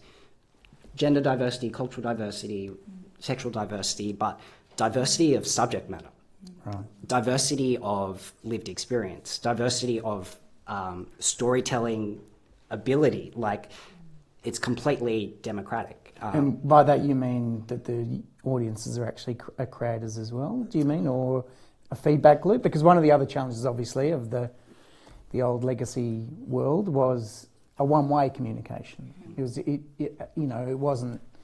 There was no audience response, let alone people were actually being able to being audiences and creators at the same time. Yeah, I almost think it's the other way around. So we always talk about these platforms enabling creators to find an audience. I actually think about it in the opposite way. I think these platforms allow audiences to find creators. It's probably a better way of looking at it. But yeah, I think not having unfettered distribution means that people can take risks. It means that you can allow for your own voice to form without trying to conform to the requirements of gatekeepers. And one of the only challenge being, or not the only challenge, one challenge being cost of production. And the ability to actually, business models that actually work in this system, given that one of the beauties of the old system was you had people with fat pockets or deep pockets and fat bellies maybe, but, certainly deep pockets, which allowed production to be made to actually be at a level that could, people could actually possibly live, even though they might be still being ripped off or whatever it might be. But now the challenge is you can certainly get lots of eyeballs, and you can possibly translate those eyeballs into business models, but it's not a simple equation like it was before. Yeah. Or as straightforward, maybe not simple. Yeah. Even the way that you create is different. I'm not sure that we've totally caught up to that. I think conversations like this are really important, and I encourage them because there's so much that we need to have a look at. Because in scripted content, for example, is a script enough in this new world where you've got kids coming up now who are really invested in games like Fortnite and stuff, who are learning to absorb stories in a completely immersive environment where the linear it's just not going to, like, if we look at what the younger generations, how they're consuming stories, we need to kind of have those discussions with them and consider that for the way that we create everything within that world. Because I also am an actor as well, so reading a script, I get it and it makes perfect sense and I understand it in production.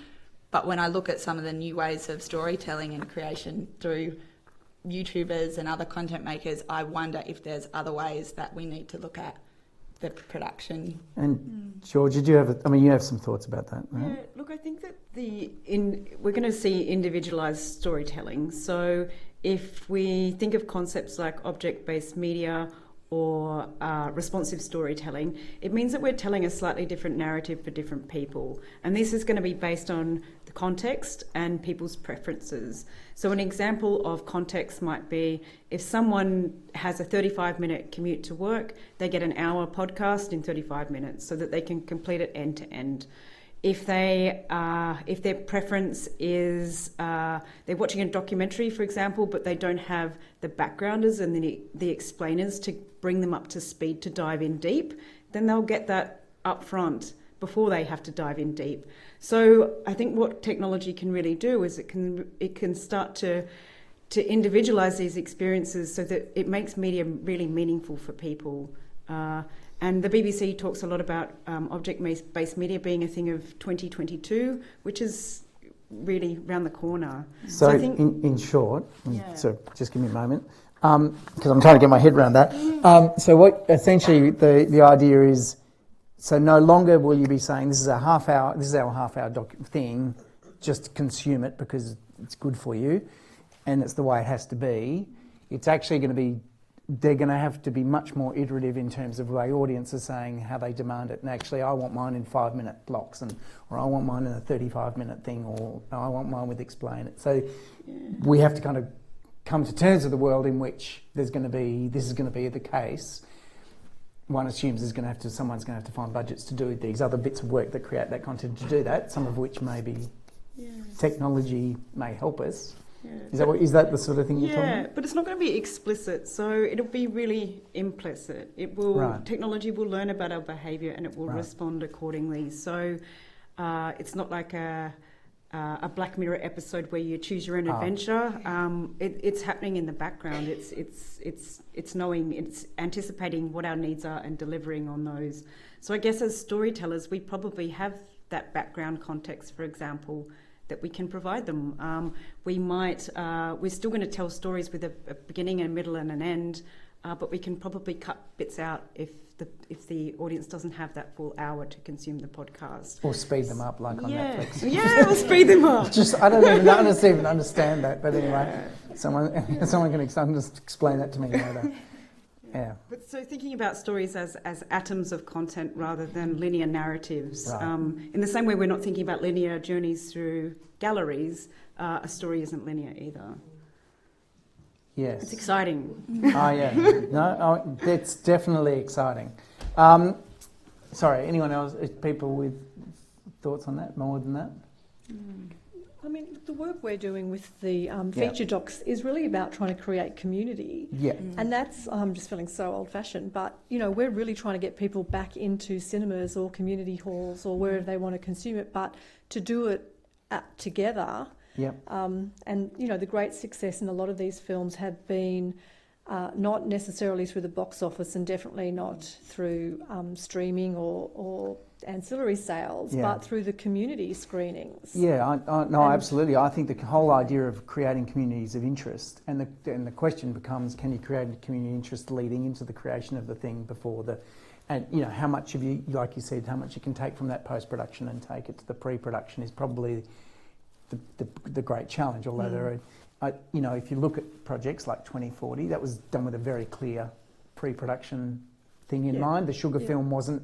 We've made a sugar film. We're going to go and hit it with all the. It was both of them had a very clear sense of the community they wanted to build to, and so the whole thing was sort of informed, and then using a very strong campaign. So for me, they're examples exactly of those impact kind of going across the whole from the start to the completion to the project.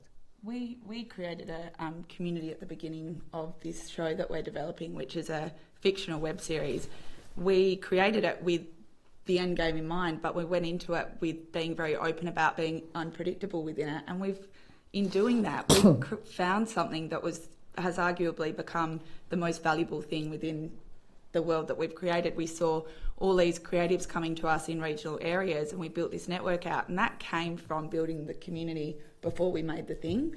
But it also came, and I was talking to Seb about this, as the creator, a very open mind to being agile and not resistant to change in terms of what we decided to go to with the narrative and what we were hearing, not taking any IP, but looking at themes and trends and things like that, aesthetics and really important details. So we actually had to rewrite everything over 2 years a number of times because we were dedicated to actually listening to that. But I think that's something as creators, you then have to be open to that, which listening to the community genuinely sometimes means you have to totally change your course, which sometimes creators, and certainly the model that we use, that's kind of challenging to do, I think. Because what I think is interesting as well, Kate, is the question, because obviously the impact campaigns and the impact approach very strongly obviously works when you have a particular show about an issue or a project about, whether it's war and waste or whether it's, documentaries about fracking or whatever it might be, and that there's an obvious case that says that absolutely makes sense. You can build a community of interest around that. The question I have, which I don't think we've answered, which is whether you can do it for drama. Yeah, and because we haven't seen it, but the extent to which you can use that sort of early stuff about what's in the zeitgeist, what is concerning people, and those who may have picked it up, but Foxtel has recently announced that they're sort of shifting a little bit away from the sort of noir, dark stuff, and they're moving more towards, or at least at the moment, their commissioning is going to be driven by stuff which is kind of multi-generational, which is talking about contemporary issues, it's talking stuff about, things that aren't so, aren't noir and dark. And so I think whether the data has driven them to say, first of all, there's a competitive place for us to do that, so we do it for that reason, but also what we're picking up in our data, like whether I don't know if they're using the same things you're talking about, Elisa, or something else, but is saying there's something in the world where audiences are actually saying we're sick of that, we don't want any more darkness. Our therapy says that we don't need to see any more darkness, we need something lighter, whatever, I don't know what, but I wonder about that because it suggests that there's possibly something there. So that's my question about whether in fact the data can lead you to go, you know what really matters at the moment? The state of relationships, or where we are in terms of, money and wealth, or I don't know what it might be, but and whether you can build dramas around that in the same way you can do with impact campaigns on things that are very clearly issues. It's a sort of it's an open question. Yeah. One thing I'd say about that, I guess, is you'd have to be very careful. A lot of the impact campaigns are working with advocacy organisations, and they're not interested in. Documentary makers don't want to make campaign films, and advocacy organisations aren't interested in sharing their data with a film that doesn't resonate with their audience. Sure. So, yeah, I've never worked in scripted, so.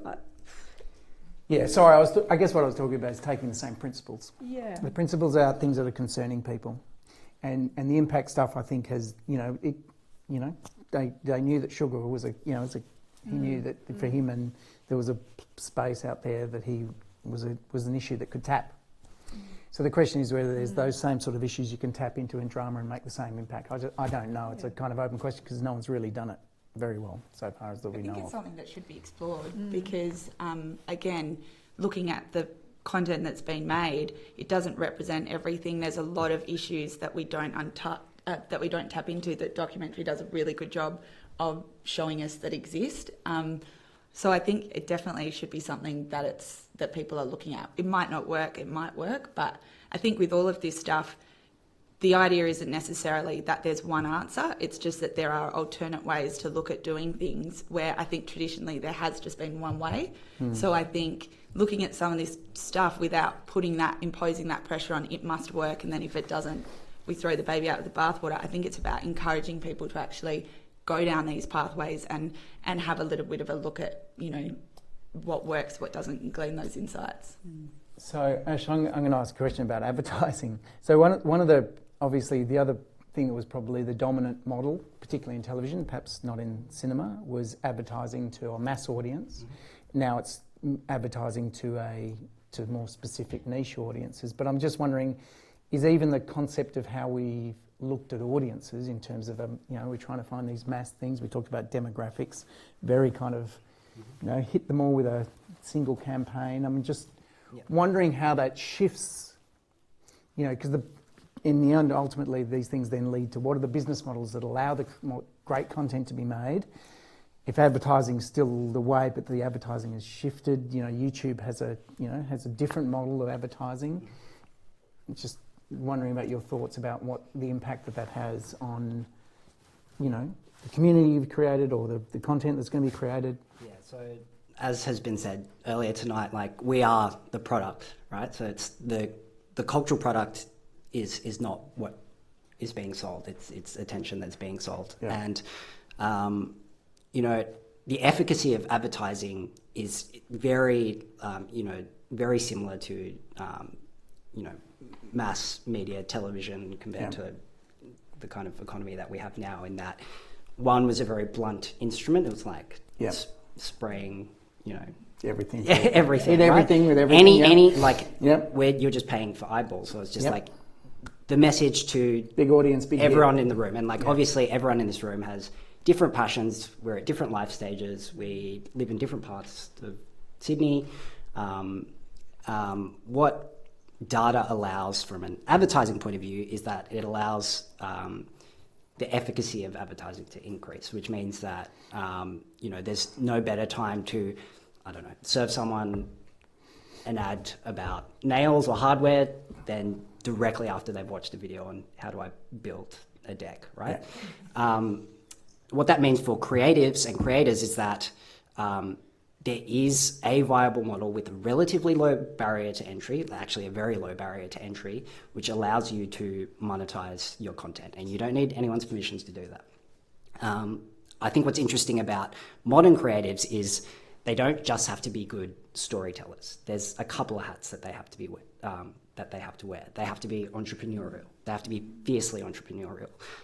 They have to be brand builders. They have to be great at community engagement. And indeed, if you look at the creatives who have gone through the Skip Ahead program and kind of the creatives that have been commissioned to make shows for the ABC, like if we look at the comedy space specifically, people like the Kates from the Catering Show or Superwog, Skipbox, exactly. They all started on YouTube, and they could actually teach the ABC about how to build brands, about how to be entrepreneurial, about how to build communities, about how to actually market your product, because not only are they amazing storytellers, but they do all that other stuff as well, which is a necessity. The truth is, I mean, I went to VidCon, and all they talked about was their audiences and their communities, and they absolutely, that was it. They couldn't believe anyone, because but the truth is, as opposed to most of the history of our media sector, we didn't have that direct relationship with an audience. And that's potentially what the ABC values the most, is not just the IP, not just the cultural product, it's the audience. But isn't that also a challenge, like, you know, so the Skipbox guys or the WOG, Superwog guys, all fantastic. They get all these views on YouTube or wherever it might be. They find it very hard to monetize. So often that they then end up back in sort of more legacy media. Is that how do they manage to get those production values to actually that remains, to me, it seems, a challenge for the creative sector to kind of really take advantage of these opportunities, which we all thought, won't it be great with all those gatekeepers disappear, and we'll be able to have these direct relationships with our avid audiences, and we'll make all sorts of money, and the great ones will win and the bad ones will lose.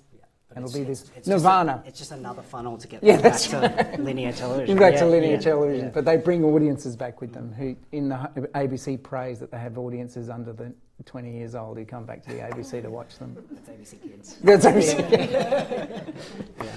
All right, well, you know, I'm happy. I mean, I'm happy to wrap up. I just want to say, are there last things that you want to say before we do so? There are last things that you... Okay, come on, Beck, tell me how excited you are about this new opportunity. I am really excited. I think as creators, it always just comes down to your why with anything, like why you're doing that intuitively is going to take you through. Obviously, the audience is a really big part of that. There's business models and everything we need to do to make things sustainable. But with anything, I think if your why is clear, then it's a really good experience. And I do think that we're lucky in this time because we've got those barrier to entries removed. it's a lot easier for people in my audience to actually be seen and heard. So I see that as being super exciting.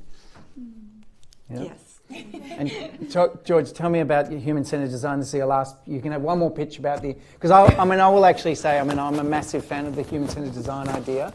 Not just an idea, but the whole approach, the idea that in fact, and it seems to be one of the great things that has come out of the kind of tech boom is this idea of, in fact, of you are not your own audience. You actually now should be going and testing.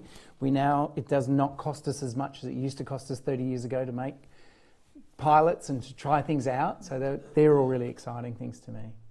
So I guess the key thing is you're designing with the audience and not for the audience. So as I mentioned, bringing them into the process as much as you can to get that iterative feedback loop happening is a good place to start. And in terms of, the way to do that, light touch, be talking to your existing audience, so people that you know that will resonate with your creative work and people that you know won't.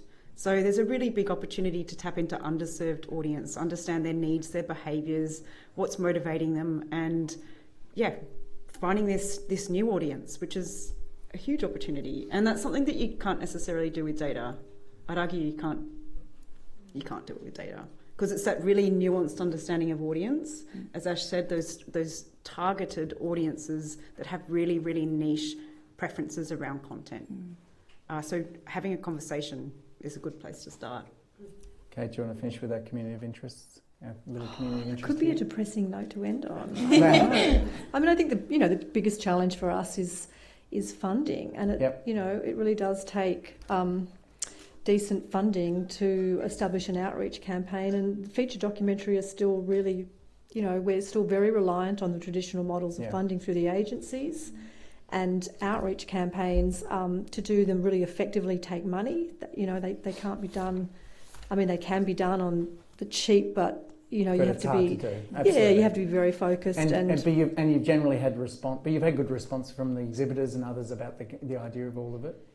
Absolutely. I think the distributors especially, are much more interested in the idea of how to align a distribution strategy with an outreach strategy. Yeah. The thing that excites me the most, I guess, is finding those audience and then seeing what they do with a really powerful story. And we've got so many beautiful examples of relatively low budget documentaries like Backtrack Boys that Catherine Scott made that, and that had a modest outreach campaign funded through the Documentary Australia Foundation, and they just did extraordinary work on a very grassroots community level that have led to just really incredible outcomes in that sector of, looking after young men in regional areas that are, off the rails and in trouble.